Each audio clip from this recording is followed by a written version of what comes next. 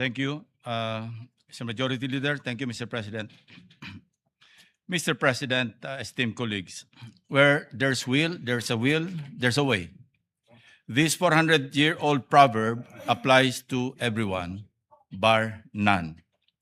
Since getting the required majority signatures for this representation to be able to report out on the floor your Blue Ribbon Committee's partial committee report on the flood control saga seemed doomed from the time we first routed the same last February 11, 2026. I am compelled to stand before you on a matter of personal and collective privilege, and for good reasons.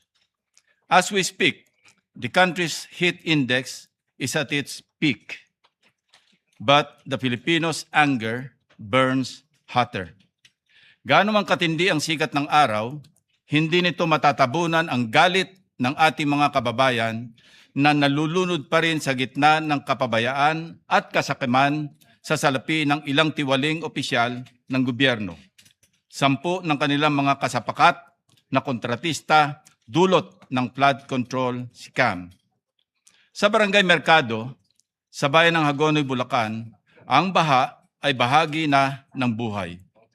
Wala nang ginawa ang mga estudyanteng pumapasok sa eskwela, mga namamalakayang pumapalaot at manggagawang araw-araw kumakayod, kundi lumusong at maabala sa hindi masawatang baha. Sabi nga ng isang residente doon, kung pinag-aralan lamang ang pinaggagawa nila, hindi kami magdurusa tulad nito. Sawang-sawa na kami. Habang sila ay nakahiga sa kama, kami ay nakahiga sa tubig baha. Sa kasamaang palad, magpapatuloy pa rin ang siklo ng paglilimas, paglusong, at pagbubuwis ng buhay at kabuhayan ng mga taga-Barangay Mercado tuwing sasapit ang tag-ulan. Mr. President, Filipino families in more than 30 provinces with high and medium-high exposure to flooding across the country are sure to be flooded in months to come, at risk of losing their livelihoods and lives. Our country stands to lose about $89 billion between 2022 and 2050 due to floods and tropical storms. Again, as we speak, the Philippines remains at the top of the World Risk Index 2025 among 193 countries worldwide as the most disaster-prone country due to high exposure to floods, typhoons, and other natural hazards. These are only some of the reasons why I must speak today. Mr. President, while the partial committee report circulated to the committee members nearly 3 months ago remains pending for sponsorship, I cannot ignore the public's urgent demand for transparency regarding the flood control scandal. Therefore, as chairman of the Committee on Accountability and Public Officers and Investigations, I rise today to deliver the chairman's progress report. This progress report contains the findings of the partial report, which is grounded but not limited to the 7 exhaustive public hearings in aid of legislation conducted by your committee on what stands as the largest corruption scandal in Philippine history. This also touches on the proceedings of the 8th and latest hearing and on other key matters of urgent concern to the succeeding public inquiries. Again, for the record, the partial committee report was circulated on February 11, 2026 to the members of this committee for thorough study and consideration. As provided in our rules, Section 1, Article 5, Blue Ribbon Committee Rules, committee reports must be signed by a majority of the committee's members before they can be filed with the Bills and Index Division of the Senate. Given the scale of the investigation and the details of the discussion, which, as you all know, reached more than 400 pages, sans the annexes, each member has been afforded more than sufficient time to examine and scrutinize the full substance of the report. Everyone is given a full opportunity to review and propose revisions, modifications, deletions, and corrections. In line with Senate practice, we have provided an advanced portable document format or PDF copy to every office to allow our members to sufficient time for review. Common sense lang sa isa nating kasamahan na pilit naghahanap ng original signed copy at ginawa pang dahilan sa hindi niya pagpirma. It should be understood that the digital version serves as the formal notification of the report's contents, Mr. President. To date, almost 3 months have passed. Only 7, including the President, Chairperson, and the Senate President, have affixed our signatures to this draft. I therefore thank our colleagues, Senator Erwin Tulfo, our Vice Chairman, Senator Risa Ontiveros, Senator Bam Aquino, Senator Kiko Pangilinan, and the latest, Senator Rafi Tulfo, who have signed the partial report. And while I disagree with those who have not, let me state for the record, Mr. President, that I respect their decision even as I understand whatever reasons they have for not signing. Bottom line, it is their right as senators of the Republic. Nonetheless, it bears heavy emphasis. Most of the findings of the partial committee report are no longer new, and first view, they have already been validated, if not overtaken, by current events. In fact, the report may be pending, or while the report may be pending, the wheels of justice have already begun to grind. And I take pride in saying, in line with the direction of our report.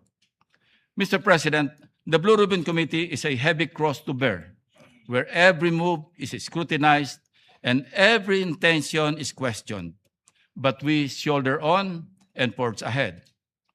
In my more than 50 years of public service, I cannot recall experiencing a situation where I am in now, a zero-sum outcome, whichever path I trek in the crafting of the partial committee report.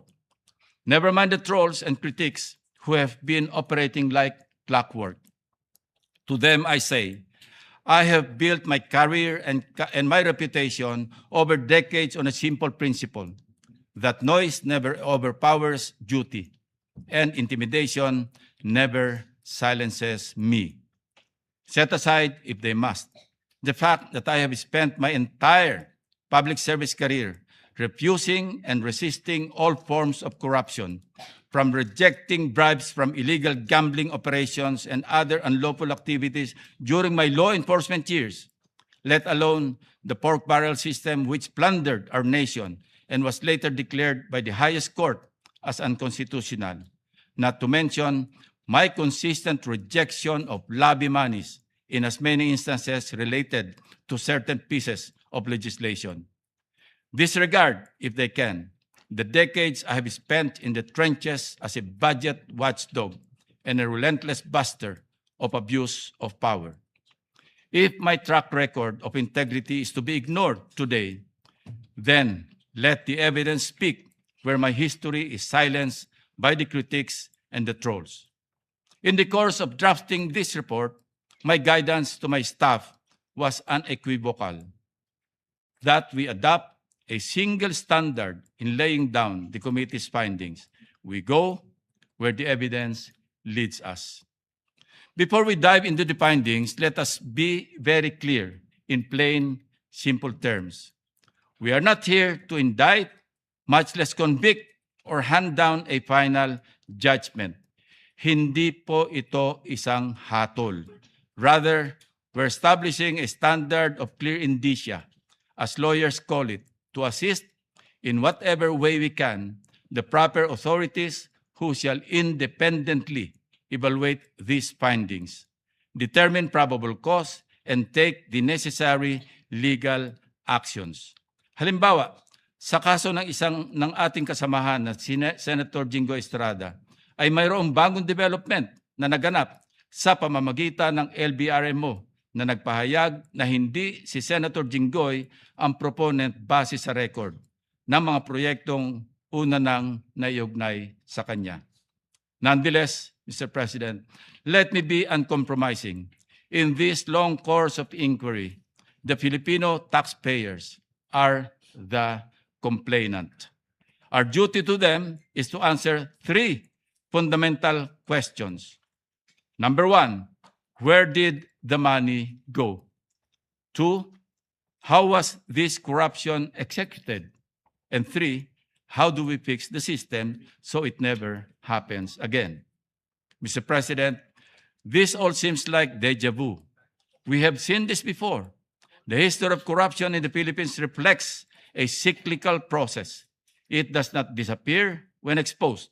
It adapts and mutates to survive. The flood control crisis is the reincarnation of the 2013 Priority Development Assistance Fund, or PDAF scam, but in a bolder scheme.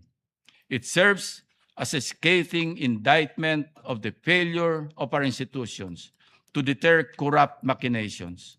The enterprise remains unchanged in essence, similarly orchestrated by a cabal of officials led by legislators and their co-conspirators within the government and in the private sector, only with a diversified format and modus of thievery, timing, and language.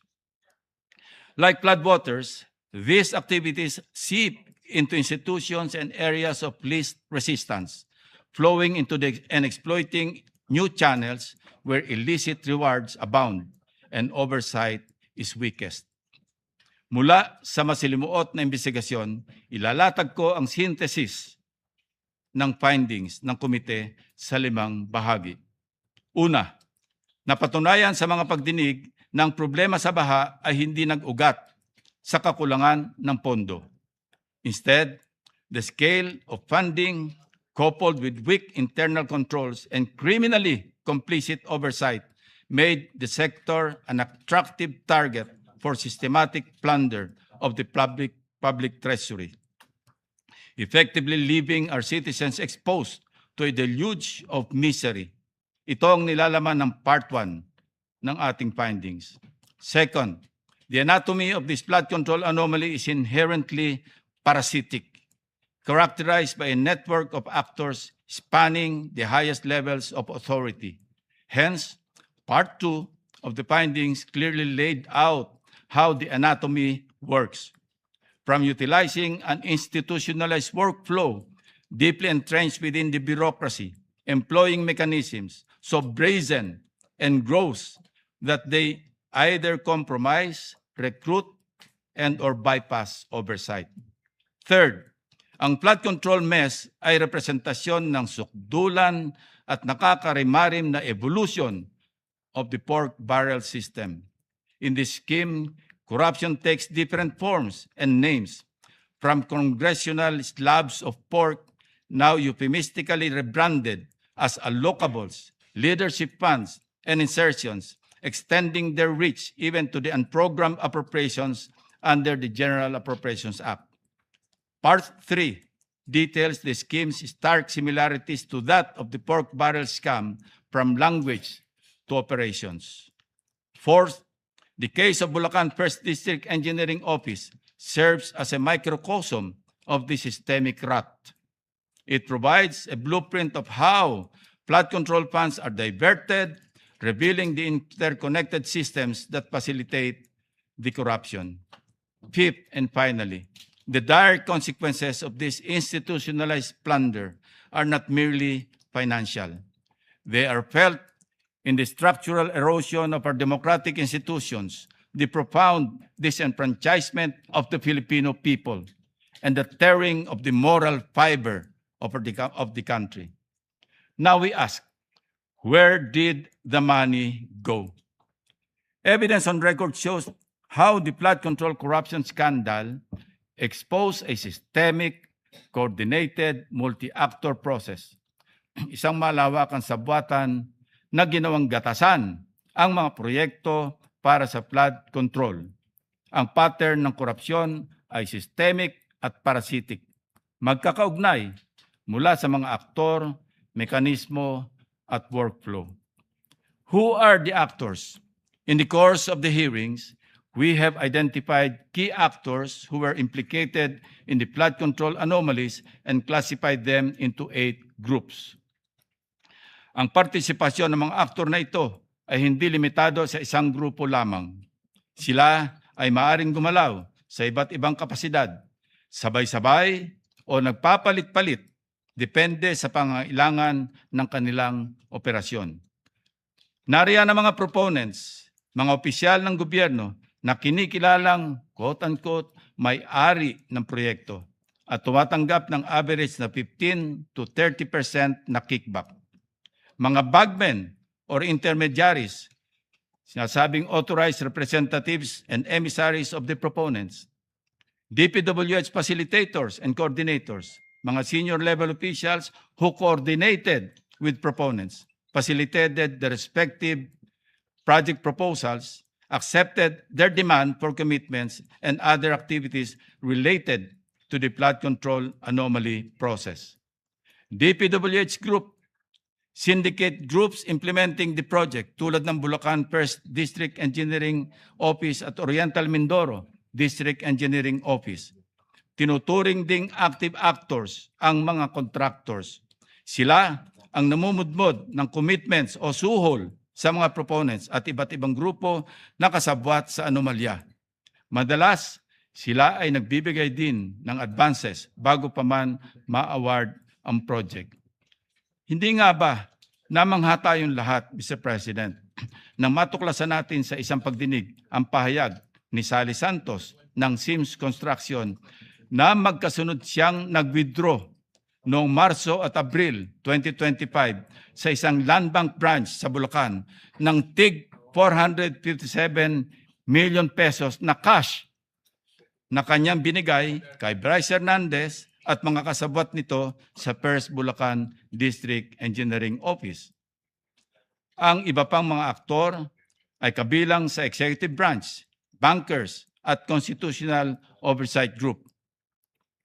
These actors thrive in the vulnerability of our systems and institutions. Now, how was this corruption executed? Himay-himayin natin ang mga teknikal na paraan kung paano ninakaw ang pera ng bayan.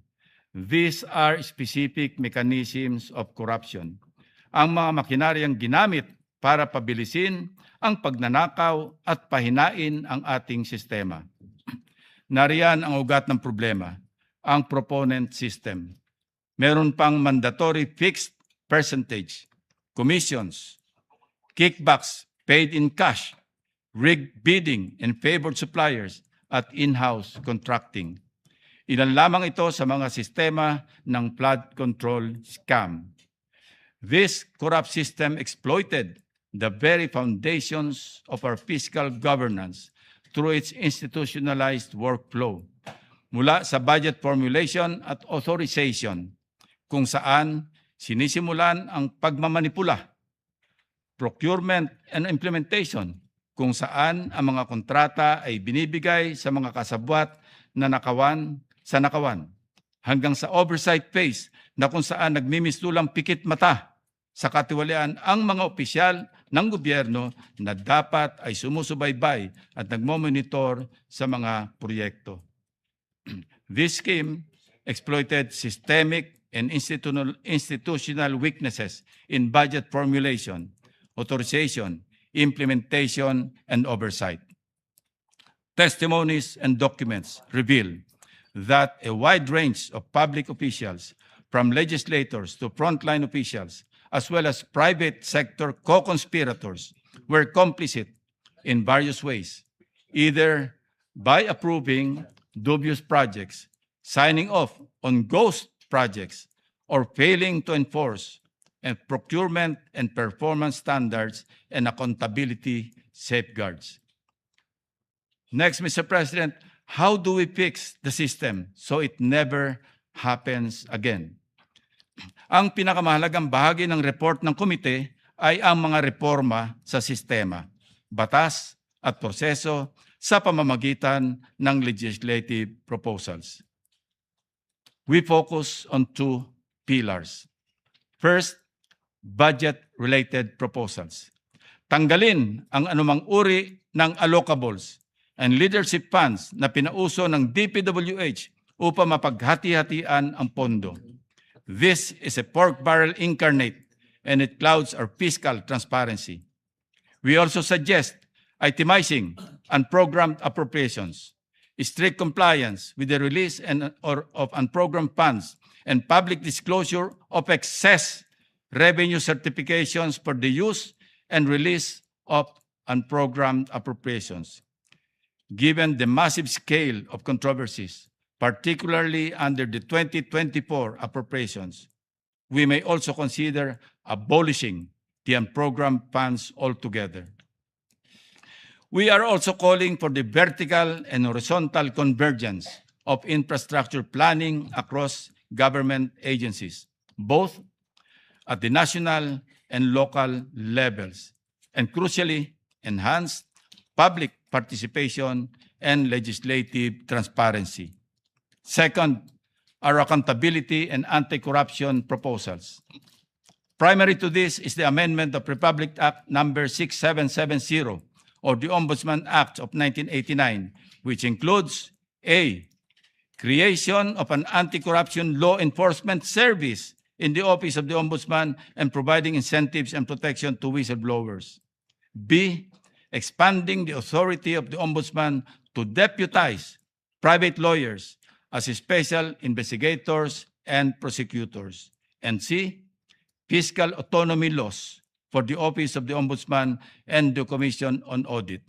This is in line with the precedent of giving fiscal autonomy to the Supreme Court as provided under Republic Act 12233 or the Judiciary Fiscal Autonomy Act.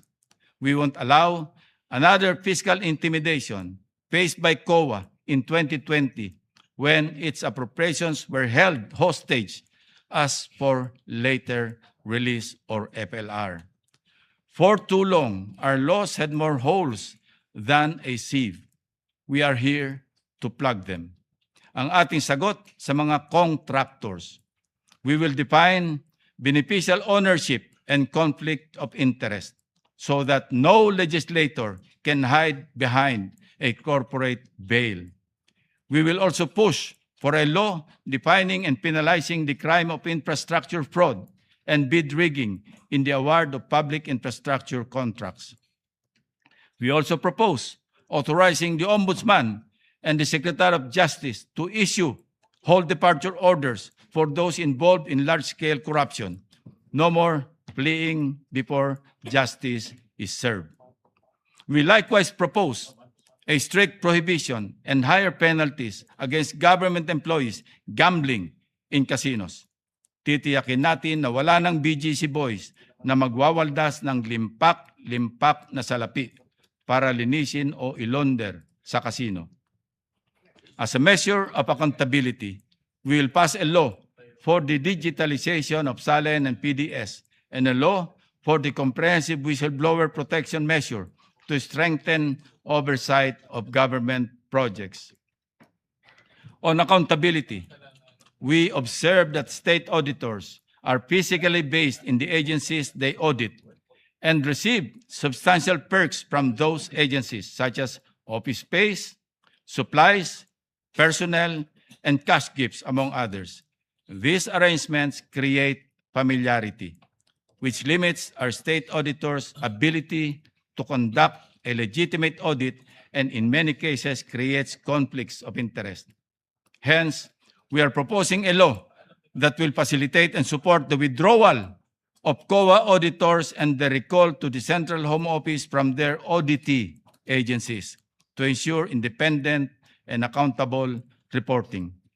We also propose a law to provide for a citizen's remedy and means for redress and compensation, similar to a taxpayer or a class action suit for citizens, group of citizens, or a community who may have been prejudiced or injured by defective, substandard, or inadequate public infrastructure.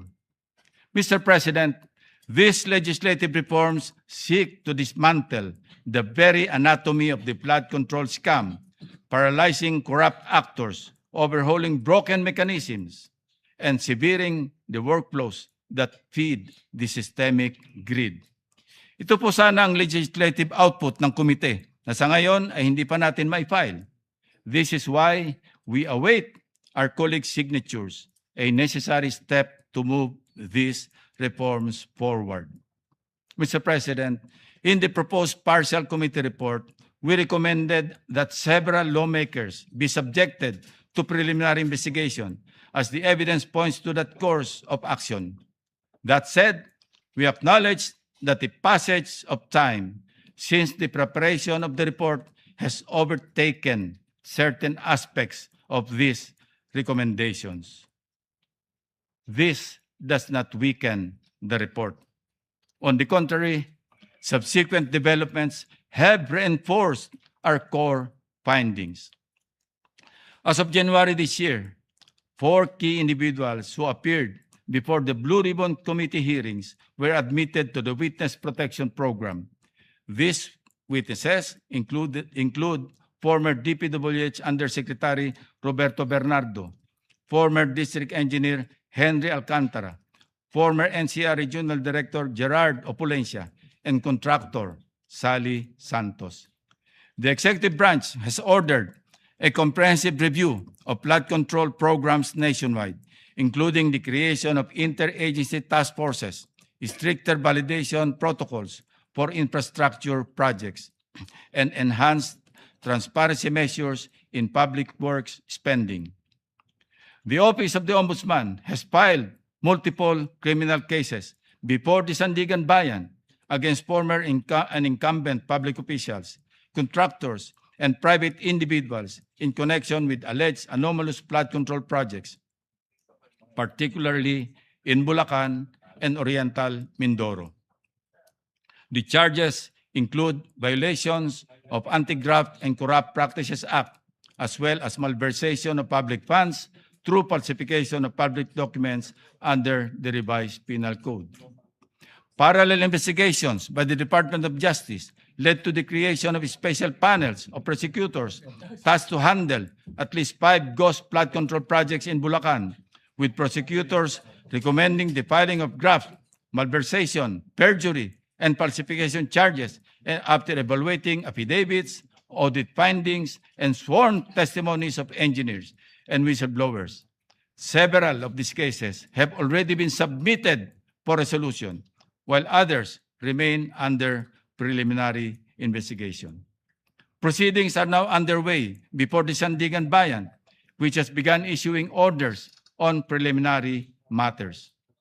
The NBI has conducted fact-finding operations and case build-up that led to the filing of complaints against respondents linked to the flood control scheme.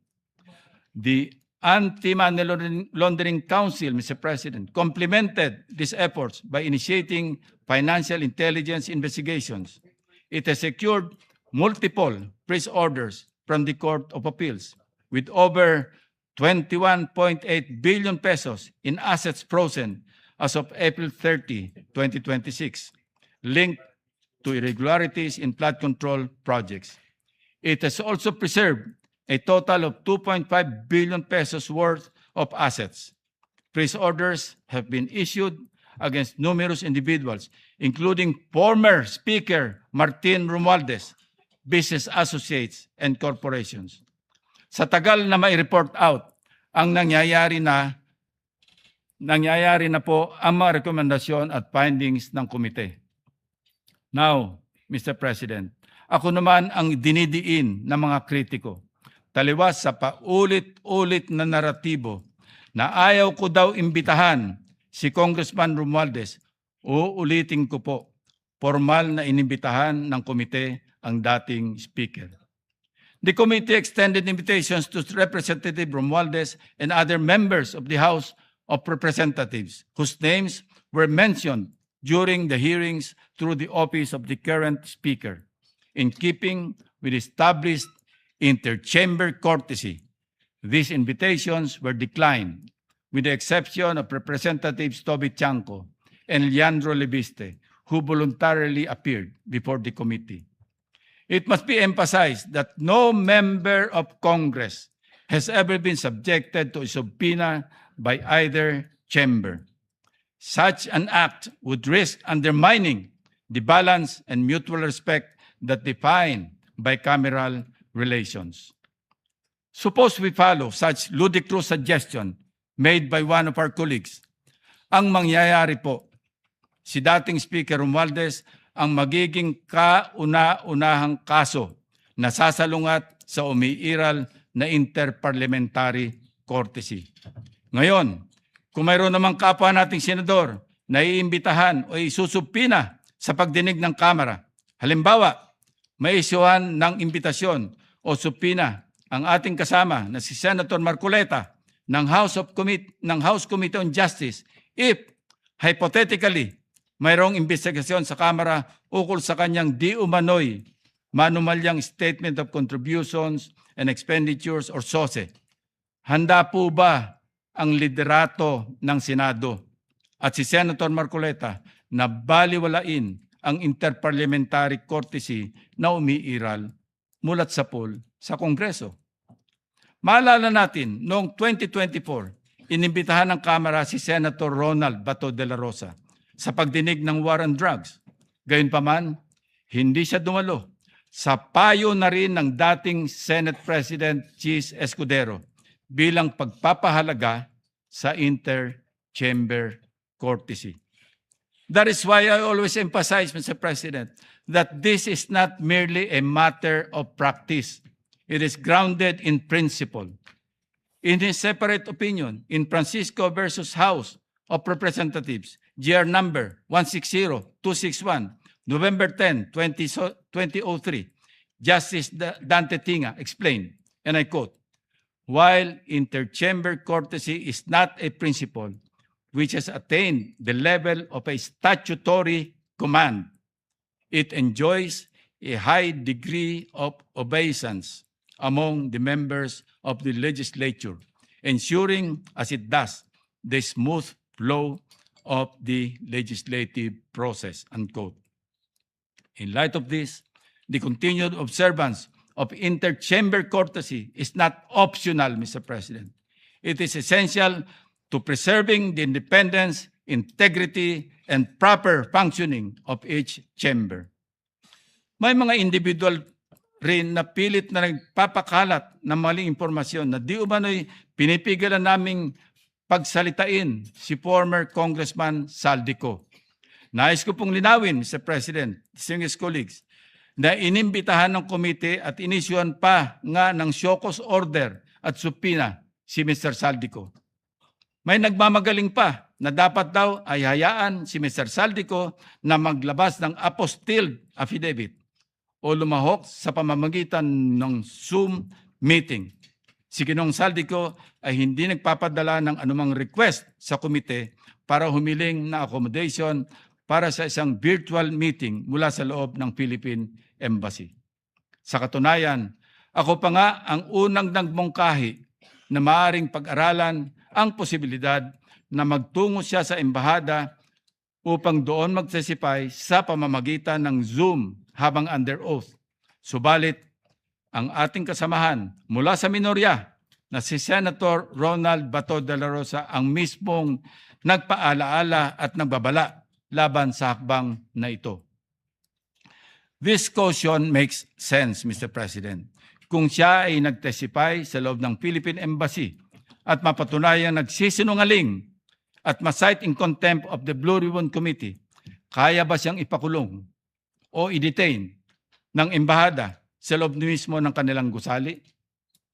Dahil dito, Mr. President, ang tanging paraan lamang upang tanggapin ng komite ang mga pahayag ni Saldico ay ang pagbabalik niya sa Pilipinas at personal na pagdalo sa pagdinig. Nais ko ring tugunan ang mga kritiko ng ilang gumagamit ng issue ng 67 contractors bilang dahilan upang hindi pirmahan ang ating partial committee report. Liwanagin ko lang po muli, hindi ko kailanman sinabing hawak ko ang listahan ng mga contractors na ito. To set the record straight, ang makailang ulit ko nang nabanggit ay ang impormasyong ibinahagi lamang ng isang congressman, walang detalye kung sino-sino.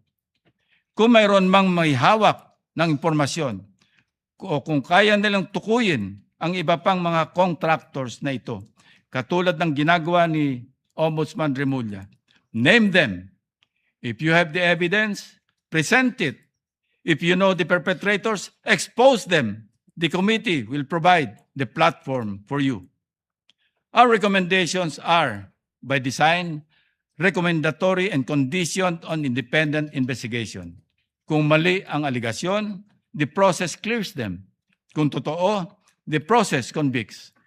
With due process and accountability, makukulong ang dapat makulong. Para klaro sa publiko, laman ng ating committee report ang menu ng mga posibleng kasong kriminal na pwedeng isampa.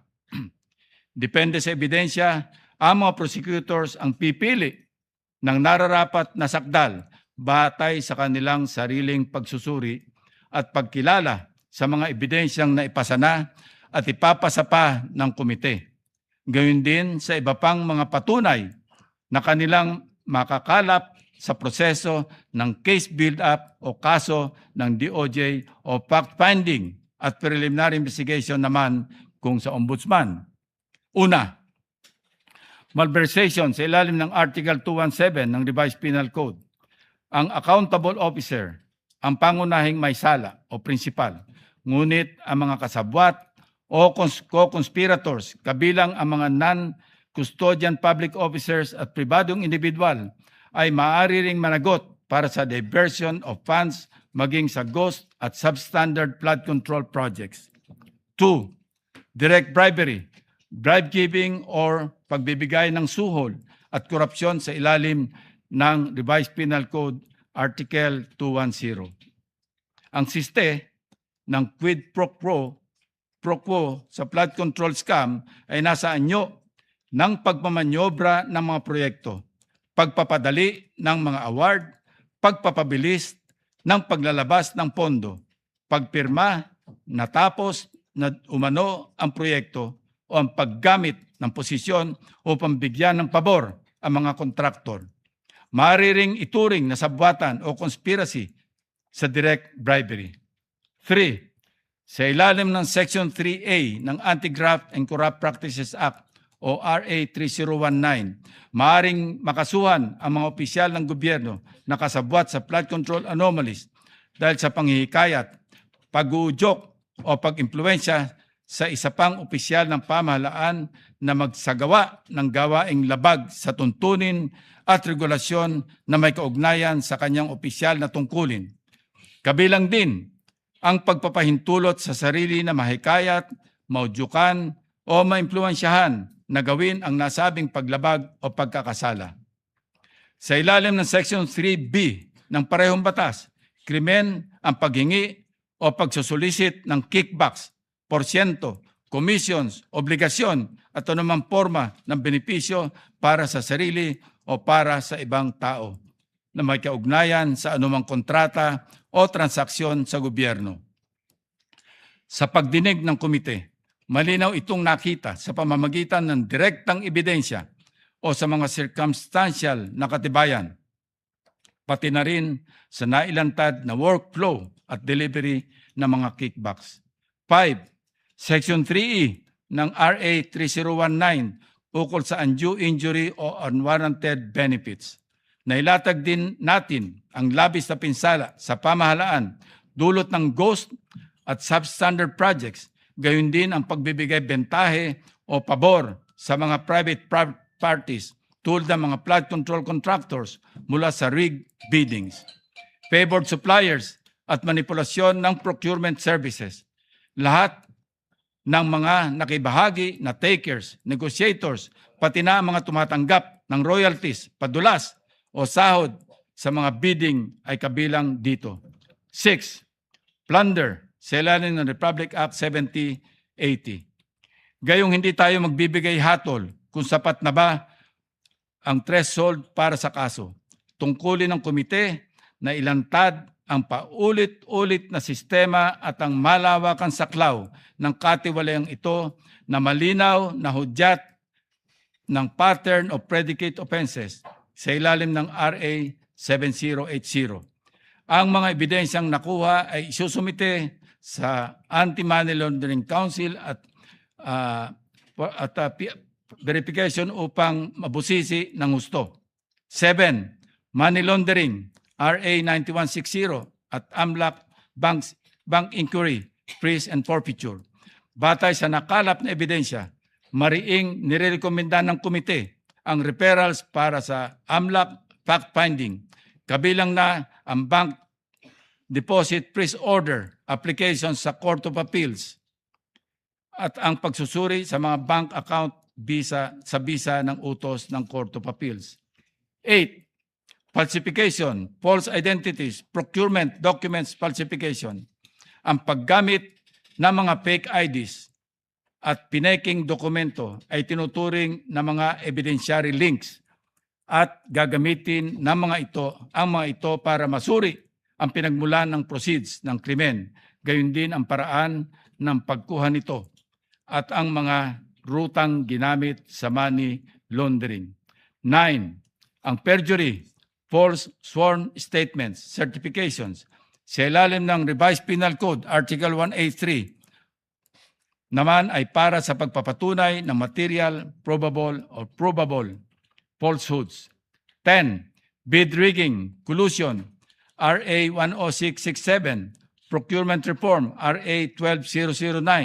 Ang sabwatan sa bidding ay tinuturing na procurement fraud at pinsala sa malayang kompetisyon.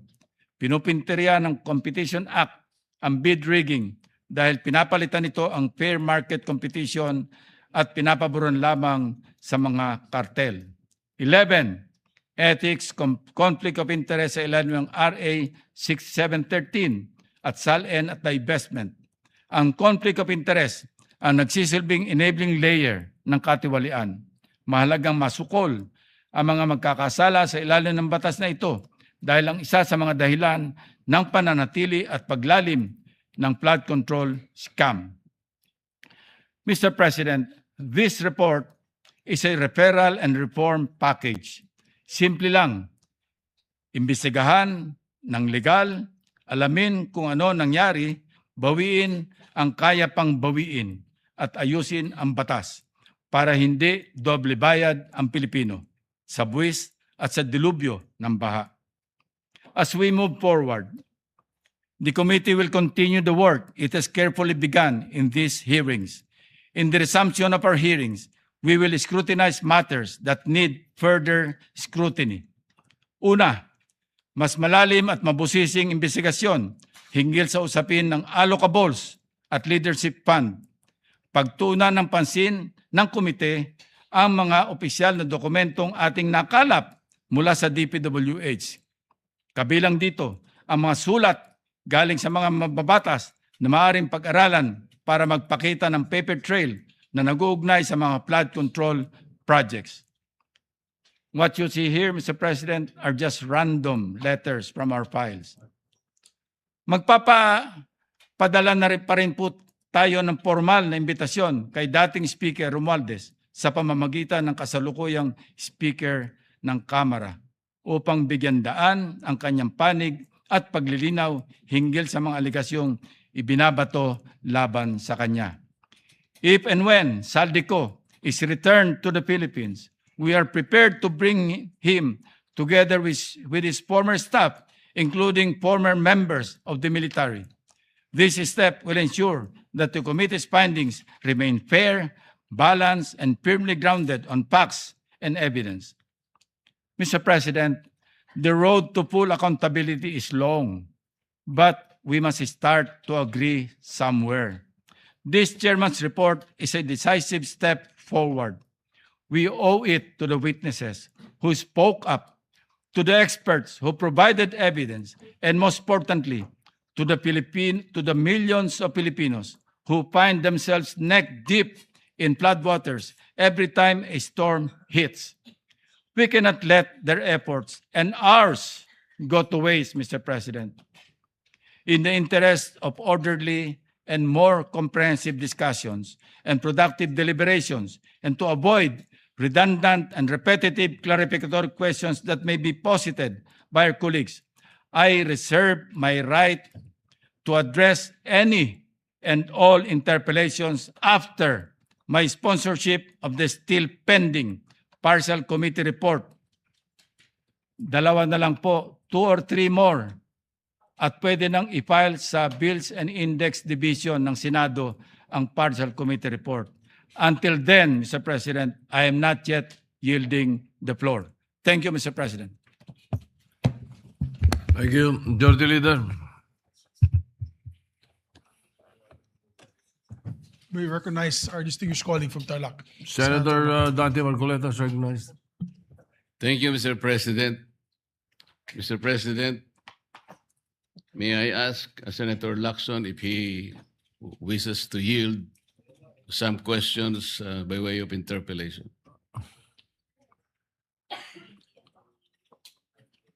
Senator Lacson. I'll say it again, Mr. President. Until the partial committee report is submitted or filed with the Bills and Index Division, and until after I have sponsored the partial committee report, I'm not yielding the floor.